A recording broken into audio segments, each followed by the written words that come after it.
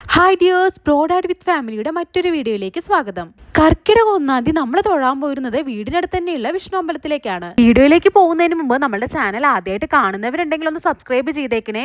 കൂടെ തന്നെ ലൈക്ക് ചെയ്യാനും മറക്കല്ലേ കേട്ടോ.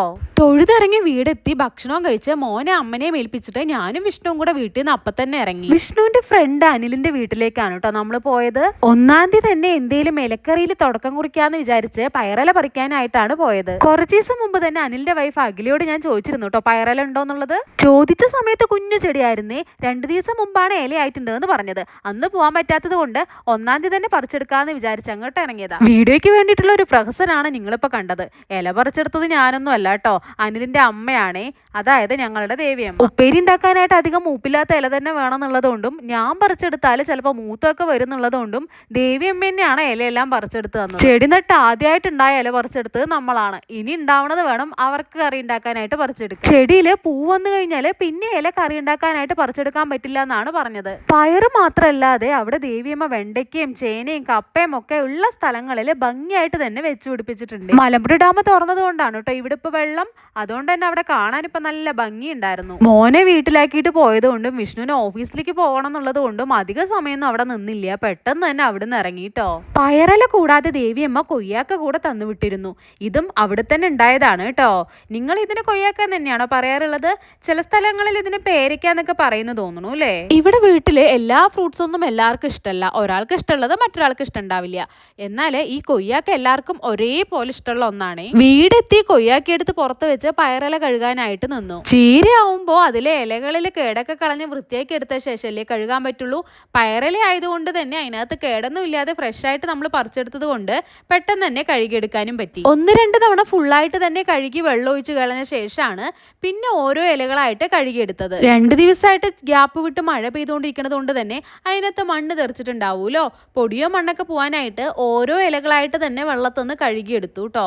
കഴുകുന്ന സമയത്ത് ഏത് ചീരയാണെങ്കിലും മുറിക്കുന്ന സമയത്ത് എളുപ്പമാവാനായിട്ട് ഞാൻ ചെയ്യാറുള്ളത് ഇതുപോലെ ഓരോന്നായിട്ട് തന്നെ എടുത്ത് അടുക്കി തന്നെ കഴുകി മാറ്റി വെക്കലാണ്. എന്തായാലും ചീര കഴുകുന്ന സമയത്ത് ഓരോ തണ്ടായിട്ട് തന്നെ കഴുകിയെടുക്കണമെങ്കിലേ ഇത് പൊടി പോവുള്ളൂ. അപ്പൊ കൈയോടെ തന്നെ അതിനിങ്ങനെ അടുക്കി കൂടെ എടുത്ത് വെക്കുകയാണെന്നുണ്ടെങ്കിൽ കട്ട് ചെയ്യുന്ന സമയത്ത് ഈസി ആയിട്ട് തന്നെ കട്ട് ചെയ്തെടുക്കാം. ദേവിയമ്മ നമുക്കായിട്ട് പറിച്ചു തന്നിരുന്നത് ഒട്ടും തന്നെ മൂപ്പില്ലാത്ത ഇല തന്നെയായിരുന്നേ. അതിന്റെ മുകളിലുള്ള ആ തണ്ട് പോലത്തെ ഭാഗം മാറ്റിയെടുത്ത ശേഷമാണ് ഇലയെ ഞാൻ മുറിച്ചെടുത്തത്. ഒട്ടും മൂപ്പില്ലാത്ത ഇലയാണെന്നുണ്ടെങ്കിലും പയറല മറ്റ് ചീരകളെ പോലെ അത്രയും സോഫ്റ്റ് അല്ലല്ലോ. വെന്ത് കഴിയുമ്പോഴും ചെറിയൊരു ഹാർഡ്നെസ് ഉണ്ടാവാറുണ്ടല്ലേ. അതുകൊണ്ട് തന്നെ പറ്റുന്നത്രയും ചെറുതായിട്ട് തന്നെയാണ് അതിനെല്ലാം അരിഞ്ഞെടുത്തത്. ഇല നമ്മൾ അടുക്കി വെച്ച് തന്നെ മുറിച്ചെടുത്തത് കൊണ്ട് അതിങ്ങനെ കട്ടയായിട്ടാണ് കിടക്കണ്ടായിരുന്നത്. അതിനെ നന്നായിട്ട് വേർതിരിച്ചെടുത്തു കേട്ടോ. ഇലക്കറികൾ നമ്മൾ ഉപ്പേരിയായിട്ട് വെക്കുന്ന സമയത്ത് ചെറിയുള്ളി കുറച്ച് കൂടുതൽ ആഡ് ചെയ്താലാണ് അല്ലേ അതിന് ടേസ്റ്റ് കൂടുതലായിട്ടുണ്ടാവുക. കുറച്ച് വലുപ്പത്തിൽ തന്നെയുള്ള ചെറിയുള്ളി ആയതുകൊണ്ട് 4-5 ഞാനിപ്പോൾ എടുത്തിരുന്നത്. അതിന് ചെറുതായിട്ട് തന്നെ മുറിച്ചെടുത്തു കേട്ടോ. പിന്നെ നമ്മുടെ എരിവിന് ആവശ്യമായിട്ടുള്ള പച്ചമുളക് കൂടെ മുറിച്ചെടുക്കുന്നുണ്ട്. നമ്മളിവിടെ ചിലപ്പോൾ പച്ചമുളകും തേങ്ങയും കൂടെ ചതച്ചിട്ടിട്ടും ഉപ്പേരി ഉണ്ടാക്കാറുണ്ട് കേട്ടോ. ഇന്നിപ്പോൾ ഉണ്ടാക്കുന്നത് പച്ചമുളക് മുറിച്ചെടുത്തിട്ടാണ്. ഇന്നിപ്പോൾ നമ്മൾ ഉണ്ടാക്കുന്നത് നാടൻ കറി ആയതുകൊണ്ട് അതിന് ബെസ്റ്റ് മൺചട്ടി തന്നെയല്ലേ. മൺചട്ടിയിലെ വെളിച്ചെണ്ണ ഒഴിച്ച് കടുക് പൊട്ടിച്ച ശേഷം ചെറിയുള്ളി മുറിച്ച് വെച്ചതാണ് ആഡ് ചെയ്ത് കൊടുത്തത്. ചെറിയുള്ളി നമ്മളൊരു ഹാഫ് കുക്ക് ആവുന്നത് വരെയൊക്കെയാണ് വഴറ്റിയെടുക്കാറുള്ളൂ. കുറച്ച് കൂടുതൽ ക്വാണ്ടിറ്റിയിലൊക്കെ ഉണ്ടെങ്കിലും ഉപ്പേരിയിലൊക്കെ പ്രത്യേകിച്ച് ഇലക്കറികളിലൊക്കെ ചെറിയുള്ളി അധികം വഴന്ന് വരാത്തത് തന്നെയാണ് അല്ലേ ടേസ്റ്റ്. ഹാഫ് കുക്കായി വന്നപ്പോൾ അതിലേക്ക് വളരെ കുറച്ച് ക്വാണ്ടിറ്റിയിൽ വെള്ളം ഒഴിച്ചു കൊടുക്കുന്നുണ്ട്. വെള്ളത്തിലേക്ക് പിന്നെ ആഡ് ചെയ്ത് കൊടുത്തത് മഞ്ഞപ്പൊടിയും ഉപ്പും നമ്മൾ നേരത്തെ മുറിച്ച് വെച്ചിരുന്ന പച്ചമുളകും കൂടിയിട്ടാണ്. ഇതൊന്ന് ഇളക്കിയെടുത്ത ശേഷം ചെറുതായിട്ടൊന്ന് തിളച്ചു വരാനായിട്ട് വെയിറ്റ് ചെയ്യുന്നുണ്ട്. തിളച്ചു വന്നപ്പോൾ പിന്നെ അതിലേക്ക് പയറല അരിഞ്ഞതിന് ആഡ് ചെയ്ത് കൊടുക്കുന്നുണ്ട്. പയറല പറിച്ചെടുത്ത് കഴുകിയെടുക്കുമ്പോഴൊക്കെ കുറച്ചായിട്ടാണ് ഉണ്ടായിരുന്നത് എന്നുണ്ടെങ്കിലും മുറിച്ചെടുത്തിട്ട് നമ്മൾ വേർതിരിച്ചെടുത്തപ്പോൾ വളരെ കൂടുതലായിട്ടുള്ള പോലെ ഉണ്ട്.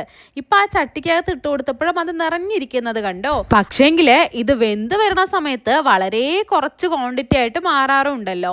ഇല ആഡ് ചെയ്തിട്ട് കുറച്ച് സമയം ഒന്ന് അടച്ചു വെച്ചപ്പോൾ തന്നെ അത് ചട്ടിയുടെ താഴ്ഭാഗത്തേക്ക് പോയിരുന്നേ. പിന്നെ അതിന് നന്നായിട്ട് തന്നെ ഒന്ന് ഇളക്കി എടുത്തിട്ട് വേവിച്ചെടുക്കുന്നുണ്ട്. മുറിച്ചെടുത്തപ്പോൾ ഇത് നൂഡിൽസ് പോലെയാണല്ലോ ഇരുന്നത്. അതും നമ്മളുടെ ഈ ചട്ടിയിൽ നിറച്ചുണ്ടാവും ചെയ്തു. അതുകൊണ്ട് തന്നെ ആദ്യം ഇളക്കിയെടുക്കാൻ കുറച്ച് ബുദ്ധിമുട്ടായിരുന്നെങ്കിലും കുറച്ചൊന്ന് വെന്ത് വന്നപ്പോൾ പിന്നീട് ഇളക്കാൻ ഭയങ്കര ഈസി ആയിരുന്നു കേട്ടോ. വളരെ കുറച്ച് ക്വാണ്ടിറ്റിയിൽ വെള്ളം ഒഴിച്ചിട്ടാണല്ലോ നമ്മൾ പയറല ആഡ് ചെയ്തിരുന്നത്. വെള്ളം വറ്റി വരുമ്പോഴത്തേനും തന്നെ ഇലയുടെ വേവും പാകമായിട്ട് വന്നു. വെന്ത് കഴിഞ്ഞപ്പോൾ അതിൻ്റെ മുകളിലേക്ക് കുറച്ച് തേങ്ങയും 2-3 സ്പൂണ് വെളിച്ചെണ്ണയും കൂടെ ആഡ് ചെയ്തിട്ട് നന്നായിട്ടൊന്ന് ഇളക്കി ചേർത്തപ്പോൾ പയറില തോരൻ റെഡിയായി. കർക്കിടകം സ്പെഷ്യൽ ആയിട്ട് ഇനിയും നമുക്ക് എന്തെങ്കിലും വിഭവങ്ങളൊക്കെ ആയിട്ട് കാണാം കേട്ടോ. വീണ്ടും മറ്റൊരു വീഡിയോയിൽ കാണും വരേക്കും ബൈ.